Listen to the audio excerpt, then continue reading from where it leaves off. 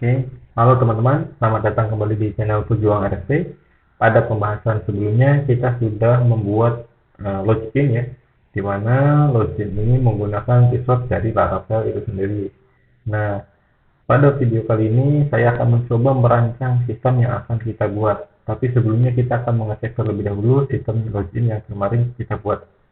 Oke, ini adalah tampilan awal ketika kita memanggil website kita atau project website kita, login. Nah, di sini untuk loginnya sendiri sudah kita sedikit ubah ya menggunakan template Bootstrap. Kemudian kita juga di sini sudah mempunyai akun admin dan password admin123. Oke. Nah, kita juga sudah sedikit merapikan tampilan bagian adminnya ya. Nah, pada video kali ini kita akan membahas tentang perancangan yang akan kita buat ya. Nah, dalam video kali ini saya dibantu dengan aplikasi use case ya. Mohon maaf, aplikasi Asta, di mana aplikasi Asta ini mendukung atau membuat atau mempermudah dalam perancangan aplikasi yang akan kita buat. Nah, kita akan membuat file baru, new. Terus kemudian diagramnya kita akan menggunakan use case diagram ya. Jadi di sini kita akan mencoba menjabarkan secara alur besarnya ya. Oke, di mana sistem ini memiliki satu orang pemilik. Oke. Pemilik ini meminta beliau bisa untuk menambahkan barang ya, barang. Di mana data barang ini beliau meminta untuk tambah data barang. Nah, misalkan tambah data barang baru, terus kemudian dia juga selain tambah juga harus ada update ya, data barang. Kemudian juga ataupun dia juga bisa delete data barang. Oke, tambah data barang, update data barang,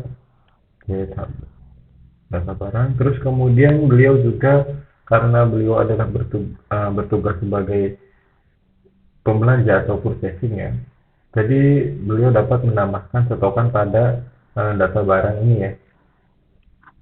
Oke. Nah, setelah itu beliau juga meminta untuk karena beliau mempunyai karyawan, di mana karyawan ini perlu adanya manajemen karyawan ya. Jadi untuk absensi atau dan sebagainya.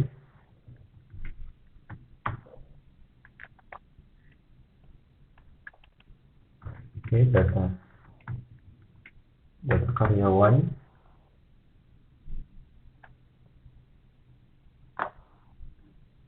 Kemudian dalam data karyawan ini juga sama ya, dia dapat menambahkan data karyawan. Sorry.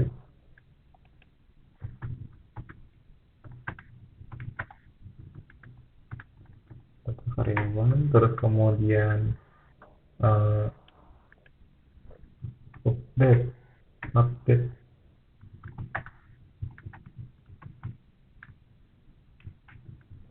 data karyawan, terus kemudian sama juga delete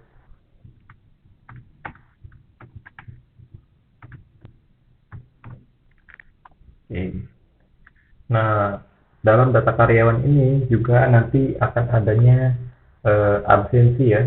Jadi si karyawan itu akan melakukan absensi per tiap harinya ya, per tiap hari kerjanya. Oke, di sini kita menggunakan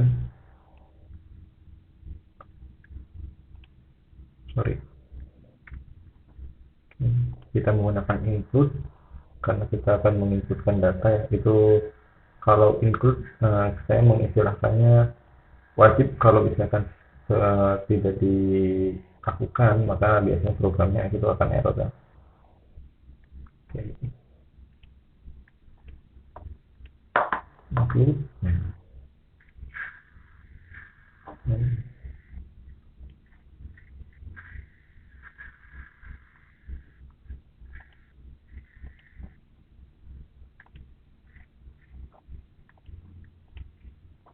Oke. Update data karyawan juga include ke data karyawan.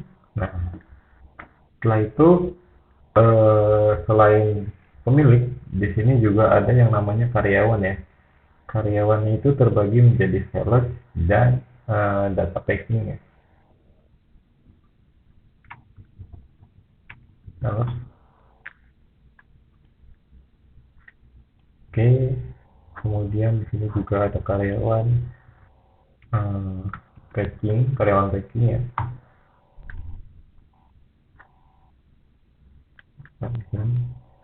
Nah, dimana sales ini itu akan mengambil token dari data barang ya. Nah, jadi sales ini akan mengambil data barang dan sales ini akan menyebar per tiap harinya ke warung-warung dan menitipkan kasarnya gitu ya. Oke, berarti untuk sales ini kita oke, eh, di sini ada sales ya. Nah, sales ini nanti akan mengakses mengenai data barang ya. Data barang yang sudah di packing oleh bagian packing ya, bagian packing. Nah, ini dia akan mengakses data barang. Kemudian untuk sales sendiri karena dia dalam pelaksanaan lapangannya itu menambahkan data warung atau data agen, maka di sini dia harus menginputkan data atau mengelola manajemen data agen ya, data agen,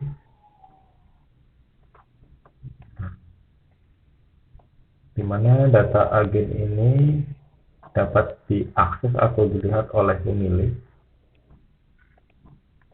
dan sales juga karena sales yang melakukan manajemen data agen, maka sales harus melakukan tambah data agen, update dan termasuk sales ya. Di mana agen tersebut adalah tempat penitipan barang yang akan dijual ya. Oke, terus kemudian di sini juga ada bagian packing, di mana bagian packing ini dia adalah yang bertugas dalam melakukan penyetokan barang ya, di mana dia akan mengakses data barang. Oke, nah mungkin secara garis besarnya akan seperti ini ya, di mana pemilik dapat mengakses data barang, dia berhak untuk menambahkan data barang, update ataupun hapus. Terus kemudian pemilik juga dapat melihat data agen ya, di mana data agen ini dikelola oleh sales ya. Oke, dan kemudian di sini pemilik juga dapat melihat data karyawan, termasuk absensi dan tambah data karyawan, update ataupun mendelete karyawan ya. Oke, terus kemudian di sini ada bagian packing, di mana bagian packing ini adalah bertugas untuk menambah stokan barang yang sudah di packing ya. Terus kemudian di sini juga ada sales, di mana sales ini bertugas dalam pengambilan data barang yang kemudian akan dititipkan pada agen-agen ya.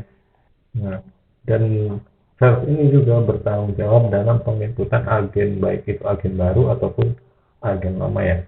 Oke, nah secara gambaran use case mungkin akan seperti ini secara garis besarnya, di mana kedua user packing dan sales itu harus melakukan login, begitupun pemilik yang melakukan login. Cuma akan dibedakan pada pembagian atau apa namanya aksesnya ya, akan berbeda dengan pemilik gitu. Nah, oke, mungkin pada Ini akan cukup sekian ya. Nanti akan dilanjut pada bagian part selanjutnya, yaitu tentang perancangan sistem menggunakan eh, activity diagram ya. Mungkin cukup sekian dari saya. Assalamualaikum warahmatullahi wabarakatuh.